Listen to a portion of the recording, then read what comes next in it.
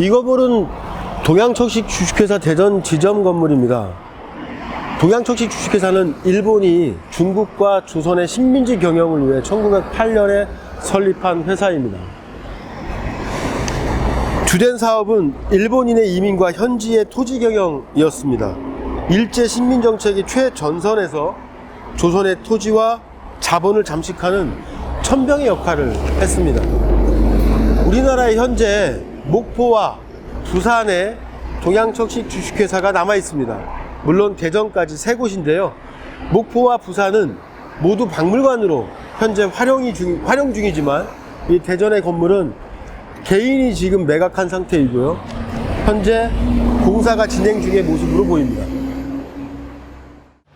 대전 지역의 3.1운동은 4월 3일까지 이곳 인동시장으로 불리는 대전 장터, 유성장, 산내, 세천, 회덕 등지에서 19차례에 걸쳐 연인원 3,000명이 참여하는 독립만세운동을 전개하였습니다. 특히 4월 1일은 인동과 유성을 비롯해 회덕, 산내, 갈마까지 대전 독립만세운동 중에서 가장 격렬하고 활발하게 전개된 날로 대전 3.1운동에서 최대의 절정의 날이었습니다. 일제는 평화적이고 비폭력적 독립만세운동에 대하여 경찰, 헌병대, 보병대를 파견하여 무차별적 사격을 가하여 30여 명의 사망자와 수십 명의 부상자를 발생시켰습니다.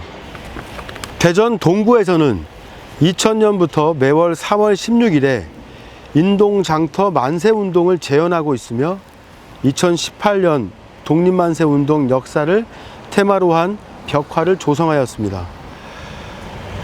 이곳에 보이는 평화의 소녀상과 강제징용 노동자상은 2020년 8월 15일 광복절에 건립하게 되었습니다. 우리가 원도심 지역에서 주변을 관심 갖고 살펴본다면 이렇게 3.1 만세운동의 현장을 직접 찾아오실 수가 있습니다. 3.1운동, 우리가 기억해야 될 민족의 중요한 독립운동이었습니다.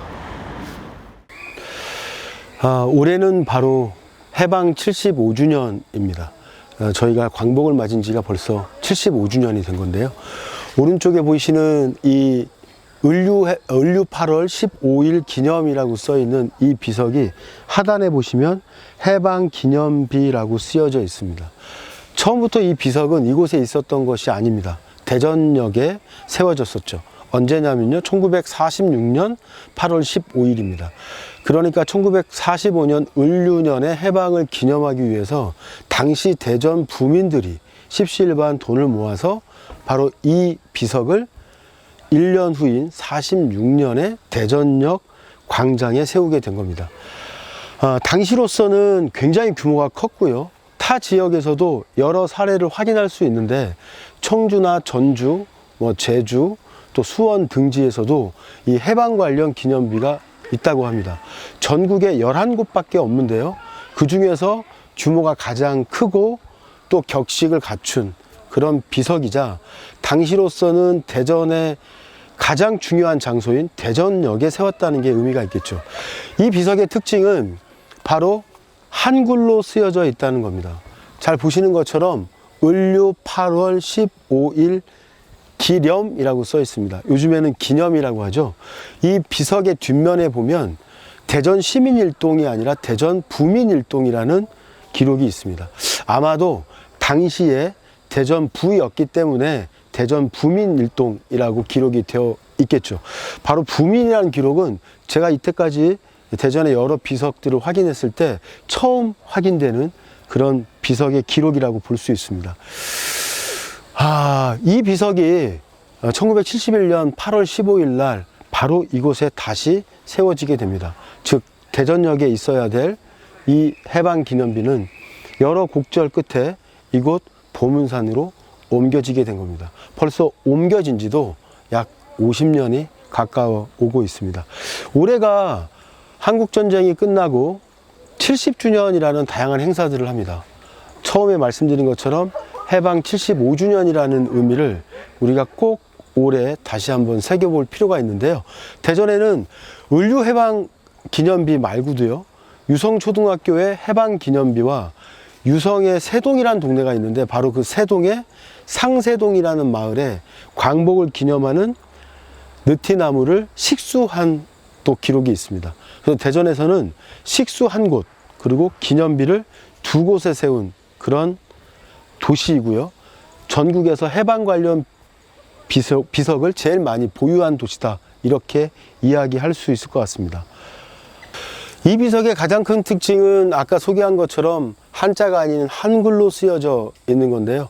처음에 이 비석을 찾아왔을 때 이런 느낌이 들었습니다. 비석의 크기도 크지만 이 깊게 새긴 듯한 느낌의 이 비석을 대했을 때 얼마나 당시 민중들이 해방을 염원하고 또 기뻐했으면 이 비석에 그 깊이만큼 아주 깊게 이 비석을 세웠다는 생각을 했습니다. 이 해방기념비를 찾을 때마다 아쉬웠던 것은 아무런 표지판이 없었다는 거예요. 근데 지금 이 촬영차 오다 보니까 을류 8월 을류 해방기념비라고 표지판이 있네요. 굉장히 반갑습니다. 이제 보문산에 오는 우리 시민들께서 쉽게 이 해방기념비를 찾아오실 수 있을 것 같아서 굉장히 기쁜데요. 자, 이곳을 지나실 때 눈여겨보시고 꼭 우리 해방기념비를 직접 찾아서 확인하시는 그런 시간을 꼭 갖기를 바라봅니다. 이곳은 옛 충남 도청입니다. 대전이 근대도시로서 발전하게 된 것은 1905년 경부선 철도의 개통으로 대전역이 만들어진 이후 공주에 있던 도청이 대전으로 1932년 이전하면서 본격화됩니다. 이 부지는 백성농장이라고 불렸던 사과 과수원이었습니다. 이후에 김갑순에 의해서 땅이 매입이 되고 이 부지를 기증함으로써 충남도청이 들어오게 되죠. 김갑순은 친일파로 많이 알려져 있는 공주 갑부였습니다. 이 일대의 땅들이 김갑순의 땅이었고 도청이 들어오면서 굉장히 큰 부를 축적하게 되죠. 해방 이후 미 군정청으로 사용이 되었고요. 한국전쟁 당시에는 1950년 6월 27일부터 7월 16일까지 20일 동안 바로 대전의 임시 수도였습니다. 바로 이 건물은 임시 중앙청으로 사용이 되었죠. 이 건물의 가장 큰 특징은 스크래치 타일로 유명합니다. 벽돌조로 만들어졌고요. 초창기에 2층 구매였던 이 건물이 1960년 3층으로 중축되었습니다.